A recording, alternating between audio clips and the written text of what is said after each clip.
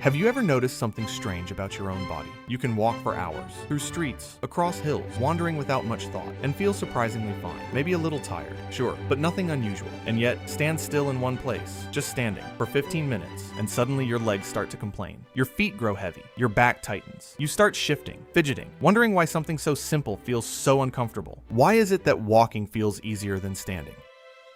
It sounds backwards at first. Walking looks like effort. Standing looks like rest. But your body seems to disagree. And that's where our story begins. Because what feels like doing nothing is actually one of the most demanding positions your body can hold. To understand this, imagine your body not as something static, but as something designed for rhythm. When you walk, everything moves in cycles. One leg relaxes while the other takes over. Muscles contract, then release. Pressure shifts from heel to toe, again and again. It's almost like your body is quietly taking turns with itself. And in that rhythm, there's relief. No single muscle is working too long. No single point is under constant pressure. Even blood flow gets a helping hand, pushed gently upward with every step. Walking, in a strange way, is cooperation inside your body, but standing removes the rhythm. Now, everything changes. When you stand still, your body has one job only: don't fall. And to do that, it locks into place. Your muscles don't take turns anymore. They hold, quietly, constantly, without break. Your calves tighten, your thighs engage, your lower back steadies you. Small muscles around your ankles make tiny corrections you don't even notice. Nothing is moving, but everything is working. And over time, that quiet effort starts to build. But this story goes deeper than comfort. It reaches back to something older, something written into the way we evolved. For most of human history, standing still for long periods simply wasn't common. People moved. They walked to find food. They crouched, squatted, sat on the ground, shifted positions constantly. Stillness, especially upright stillness, was rare. Our bodies were shaped in motion, not in pause. So when we stand still today, we're asking the body to hold a position it was never really meant to maintain for long stretches. And gravity quietly joins the story. Because every second you stand still, gravity is pulling blood downward into your legs. When you walk, your muscles act like pumps, helping push that blood back up toward your heart. But when you stand still, that pumping slows down, so your body compensates. It tightens more. It works harder just to keep things flowing. And you feel it, not all at once, but slowly, like a weight that wasn't there before. At first, it's subtle, a small discomfort, then a shift in posture. You move your weight from one foot to the other. Maybe you lock your knees. Maybe you lean. Without realizing it, you begin to create motion again, because your body is trying to escape stillness. It's trying to return to rhythm. And that's the fascinating part. Even when we think we are standing perfectly still, we never truly are. We sway slightly. We adjust constantly. We cheat stillness in tiny invisible ways just to feel better. Because stillness, for the human body, is not the default. It's the challenge. As life modernized, this challenge became more common. Long queues, work shifts, standing in place on trains, waiting rooms, ceremonies that stretch on longer than comfort allows. We built environments where standing still is required, but our biology never fully agreed to it. And so that familiar discomfort became part of everyday life. But there's something deeper hidden in it too. Walking doesn't just help the body, it helps the mind. It creates rhythm, and rhythm creates ease. Thoughts flow more freely when the body is in motion. Standing still removes that rhythm. It doesn't engage the mind in the same way. Instead, attention drifts toward discomfort. Time feels slower. Minutes feel longer. Not because something is wrong, but because the body is asking for movement again. And it doesn't always shout. It whispers first. A shift of weight, a small step, a tap of the foot. Tiny reminders that stillness is temporary. In the end, this simple everyday experience reveals something quietly profound. We are not built for pause. We are built for passage, for movement, for the gentle exchange of effort across time, not the holding of it in one place. So the next time you find yourself standing in line, shifting your weight without thinking, or feeling that familiar ache build in your legs, it's not impatience. It's memory. Your body remembering what it has always known, that it feels most at ease when it is allowed to move.